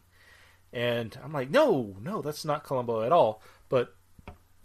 apparently, he came out with a second interview or follow-up saying that, no, I didn't mean it that way, and no, I don't even have the rights. Universal wouldn't give it to me. But I have a feeling it does have to do with pending lawsuits, what we just talked about. But, Universal, as a company, has a lot of properties that would do really well, especially in online streaming. Maybe that's what they're saving it for. But they just sit on this stuff, and they don't want to do anything with it. So it's very frustrating for fans. But honestly, I don't know how I'd feel about a rebooted Columbo. I know you talked about who's the guy who plays the Hulk? Mark Ruffalo. Yeah. Yeah, I'd be curious, but I don't know if I'd want to see it. I almost want... you'd watch it if they came. You'd watch it. I almost feel like if Peter Falk can't do it, which obviously he can't, I really don't know if I would enjoy it. Well, no, I mean, to me, he is Columbo. I don't know if anybody else can do it. I do have... Like, I'd rather watch a new property, like, I don't know, a Mrs. Columbo. Oh, God. No. Well, they could reboot that just fine. I was going to say, a long time ago, like in the 90s, they remade a French movie called Diabolique, which has a detective in it that is very Columbo. Like, he talks about his wife, he's all disheveled, he meanders on about stuff that it's not pertinent. And I could swear that they stole the character for Columbo, but the creators claim they did not. And in the remake of Diabolique in the 90s, featuring, I think it was Sharon Stone, but they recast the part of the detective as a female and put Kathy Bates in there as this detective. And she was really good in it. And Kathy Bates has been doing a lot of TV work recently with American Horror Story and that awful, God-fucking awful show she did on Netflix about the lawyer with the pot. I love Kathy Bates, though, and I could see somehow working that in there. I mean, it doesn't have to be... It just has to be about rich, fucking, nasty, snotty people against this rumpled detective. I think that's the key. If it's about, Detective X against somebody who is the murderer, it's not going to be as much fun. Because if you watch something like Murder, She Wrote, and we know who the murderer is, and we see Jessica working against the murderer, you don't have the same thing as you do with Columbo. So as long as they had that, I would watch it. I see, but okay, let me put it... Okay, obviously we've talked about... old movies, old murder movies, but let's talk about the Pink Panther with Peter Sellers. What did you feel? Now, I'm a Steve Martin fan. I love Steve Martin. So in 2006, they recast that role as Detective Clouseau. Steve Martin took it over, which bombed at the box office. I feel like you take a classic character. That's the closest analogy I can think of at this point. 3 sheets away from the wind here, but that bombed. I love Steve Martin, but I don't want to see Steve Martin play that character. It's a Peter Weller's. That's his vehicle. That's his character. Well, okay, that's it. My idea would not be about the character. It doesn't have to be about. It doesn't have to be with a guy with the raincoat and the cigar and all that. And it doesn't have the car and the dog. It could be just somebody who's a detective who is not organized, who maybe drinks too much instead of smoking, something like that. Somebody who. And when I say drink too much, I don't mean like these emo alcoholics that you see on some cop shows. As long as there's somebody who's completely different from the murderer, a different class that the murderer can underestimate at the beginning of the episode. Does it make sense? I mean, if you had a character, like if you added something to it to kind of bring in new audiences, like let's say Baby Yoda, I think, maybe I would watch it. Oh, Jesus fucking Christ. I haven't seen that show. Everybody on Facebook's talking about it, but I have seen more memes of Baby Yoda than the cat meme that I enjoy so much. And I'm like, oh my God, I don't want to watch that show now. Just like I don't like porgs. I saw the trailer for that movie. I'm like, there's going to be porgs in this, and it's going to be cute. I don't want to watch it. Turned out it didn't really turn out like that, but I like the movie more than. But that's a topic. All right, Sean, we're rambling. Let's. Yeah, we're rambling. I think it's time to spin the wheel. I think we've lost 80% of our listeners. Yeah. No, there are people that enjoy listening to this. Okay, Steve, as soon as you're ready. I'm ready. Are you ready? Yes. Spin the wheel. Go on.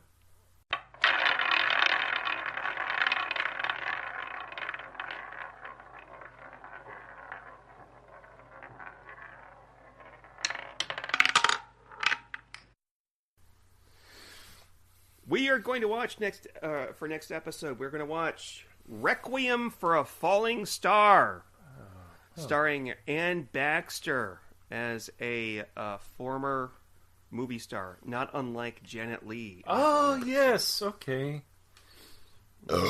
Excuse me. You can edit that out. I'm not going to edit that out because I think this podcast. No, you edit that out because it's just a word. Yeah. No, that's not a word. That's oh, that's right. I shouldn't be afraid of words. Never mind. All right, folks. With that, I think we should say goodnight. So, Steve. Good night. Good night, everybody. Good night, everybody. See you next time.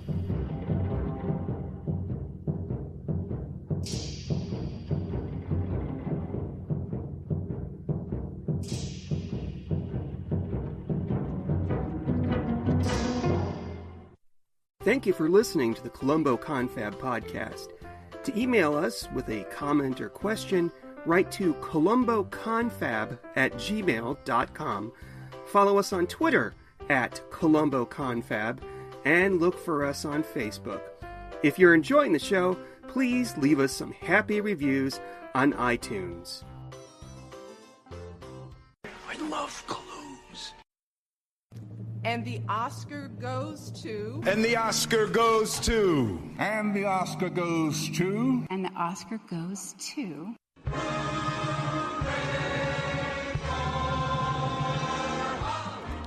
Hi, my name is Sean, and I am the co-host of the Best Picture podcast. Each season, my co-host Eric and I randomly select a year and talk about the Best Picture nominees of that year, with each episode dedicated to a different movie. Did the Best Picture really win? Were there any overlooked movies? Was anything nominated that probably shouldn't have been? Listen to us and find out. Look for us wherever you can get fine podcasts.